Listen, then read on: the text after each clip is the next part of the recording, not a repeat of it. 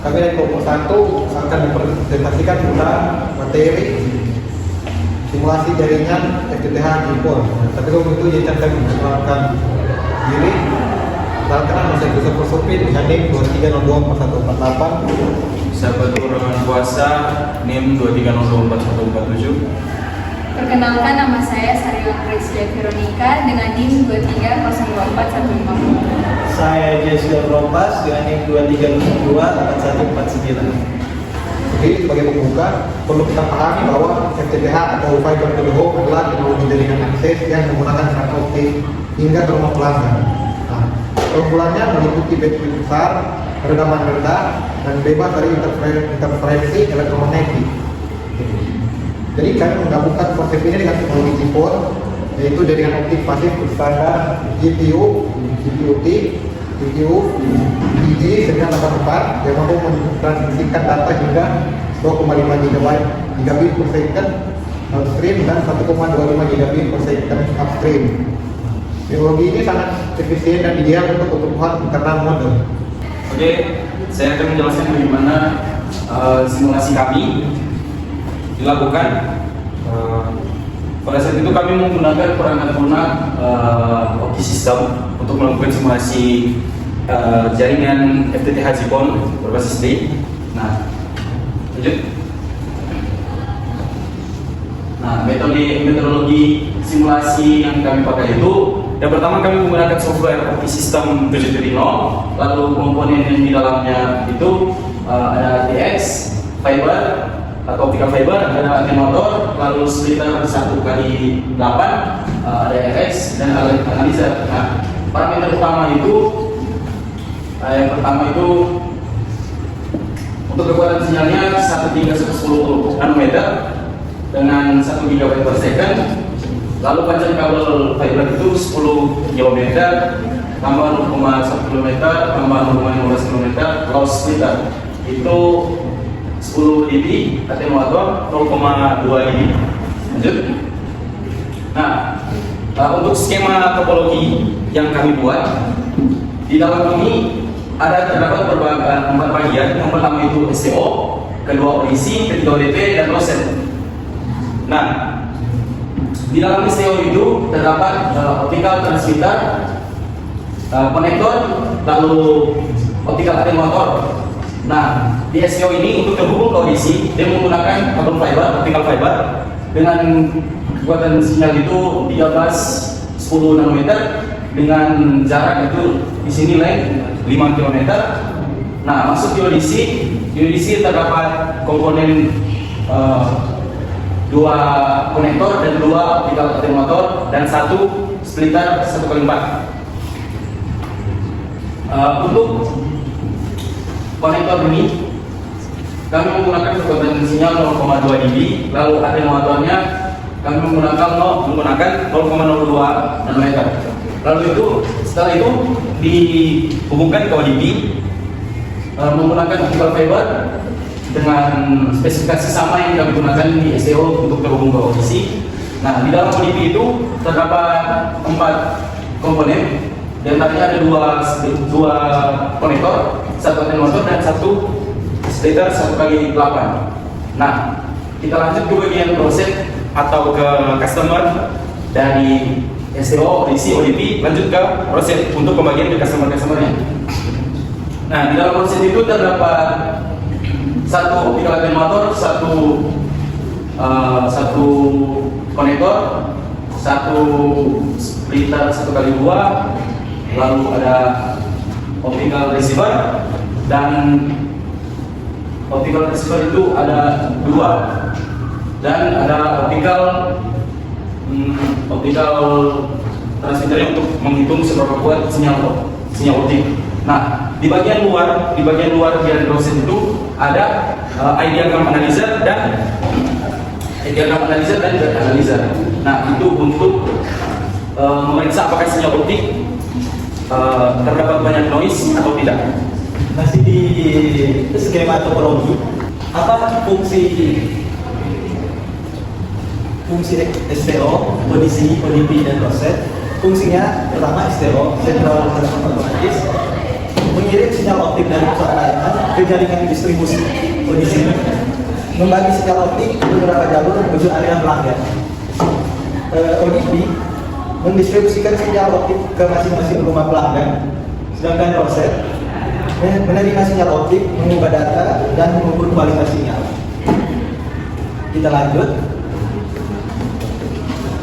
Untuk mengetahui apakah simulasi ini berjalan lancar, kita akan mengajarnya dengan menjalankan simulasi ini.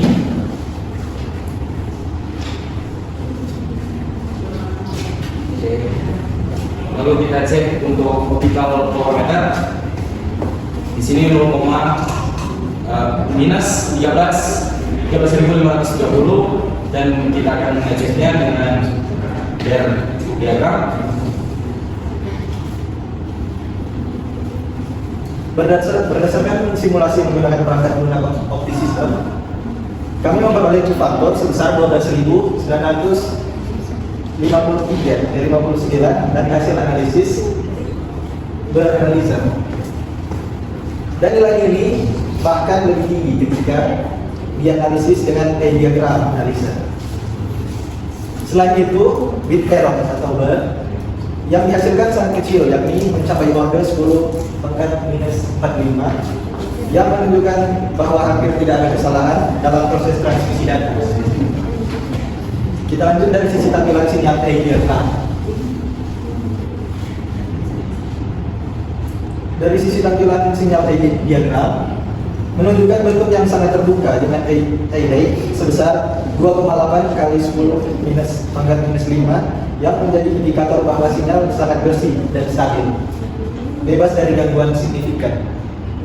Kesimpulan, performa jaringan ini baik dan memenuhi standar layanan untuk kecepatan gigabit. Tidak diperlukan penambahan amplifier atau repeater karena kerugian total sistem masih berbeda dalam batas toleransi dan dari receiver.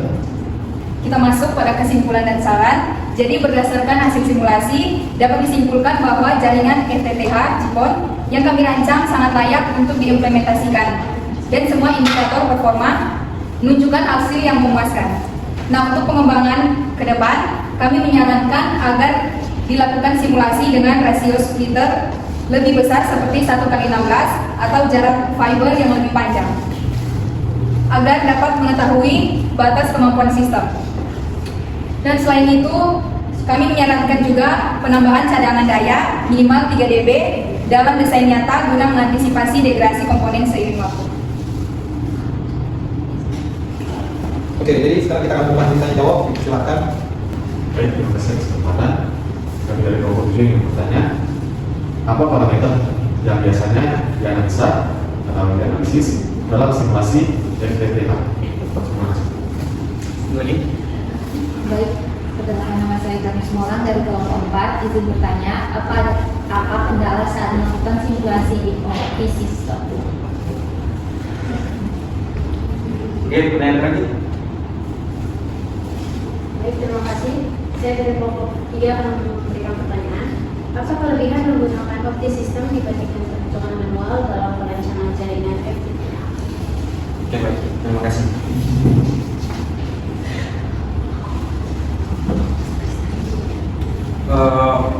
Saya akan menjawab pertanyaan dari Saudara Yoel tentang parameter apa yang biasanya dianalisis dalam simulasi FTTH atau fiber to the home. Nah, yang pertama itu yang biasa dianalisis itu ada bit error rate atau bar tadi, mengukur seberapa sering kesalahan terjadi dalam transmisi data. Bila bar yang rendah menandakan sistem transmisi yang baik. Lalu yang kedua itu ada OSNR atau optical signal to noise ratio. Nah, rasio antara daya sinyal optik dengan noise yang dihasilkan. OSNR tinggi menunjukkan kualitas sinyal yang baik, penting untuk transmisi jarak jauh dan kecepatan tinggi. Selanjutnya yang terakhir itu ada optical power loss. Optical power loss itu menunjukkan penurunan daya optik selama transmisi akibat redaman, spacing, splitter, dan lain sebagainya. Hal ini sangat penting untuk menentukan kekuatan sumber cahaya dan kebutuhan penguat. Oke, sekian itu jawaban. Oke. Baik, saya akan menjawab pertanyaan dari Charlie Sumolang dan pertanyaan apa kendala saat melakukan simulasi di Opti System. Nah, jadi kendala utamanya yaitu pengaturan parameter yang sensitif seperti daya input dari OLT dan konfigurasi splitter. Kalau nilai loss atau jarak terlalu besar, sinyal bisa turun dan menjadi tinggi.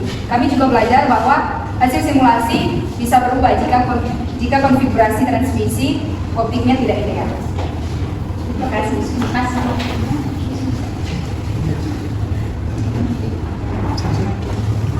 Saya akan menjawab dari pertanyaan dari Victor yang memakai apa kelebihan dari Opti System dibandingkan dengan FTTH. Yang pertama ada visualisasi interaktif. Opti System menyediakan antar terbuka gratis berbasis blok diagram yang mungkin pengguna membangun dan arsitektur. Ada yang kedua, operasi simulasi. Perhitungan manual untuk sistem kompleks memerlukan waktu lama dan berpotensi menghasilkan kesalahan. Dengan Opti System, skenario bisa diuji dalam hitungan menit. Dan ketiga, analisis parameter secara dinamis. Bisa parameter seperti burn, key factor, OCR, dan power loss. Bisa langsung dimonitor dalam grafik atau tabel saat simulasi berjalan. Sekian. Oke, boleh. Bisa. Oke, baik, demikianlah presentasi kelompok 1 kami hari ini. Terima kasih.